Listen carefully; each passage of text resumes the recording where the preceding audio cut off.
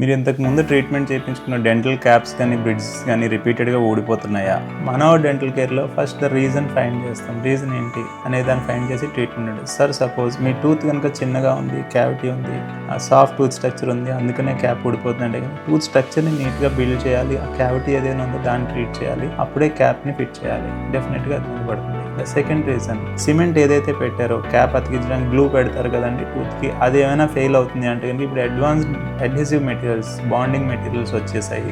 కొత్త new generation సిమెంట్స్తో అతికించాక కూడా ఫామ్గా నిలబడుతుంది. అండ్ థర్డ్ రీజన్, క్యాప్ కనుక స్నగ్ ఫిట్ లేకపోతే ఖచ్చితంగా మనం కొత్త క్యాప్ తయారు చేసుకోవాల్సింది. And fourth reason, night grinding habit, excessive load. Excessive load అనేది రెండు రీజన్స్. ఒకటి, నైట్ గ్రైండింగ్ ఉండే హ్యాబిట్ ఉన్న వాళ్ళకి సాఫ్ట్ నైట్ గార్డ్ అనేది ఇస్తాము. అదే యూనిలాటరల్ ఒకవైపే చూ చేస్తున్నారు అనే పేషెంట్ ఎవరైనా ఉంటే వాళ్ళు ఒకవైపు ఎందుకు చూ చేయాల్సి వస్తుంది, రెండో వైపు ఏమైనా ప్రాబ్లం, దాన్ని కరెక్ట్ చేస్తే ఇది నిలబడుతుంది. అలాగే రీజన్ తెలుసుకొని దానికి ట్రీట్మెంట్ చేయడం అనేది మన డెంటల్ కేర్లో జరుగుతుంది. సో ఇలాంటి ఇష్యూస్ ఏమైనా మీకు రిపీటెడ్గా వస్తున్నట్టయితే just call us and book an appointment.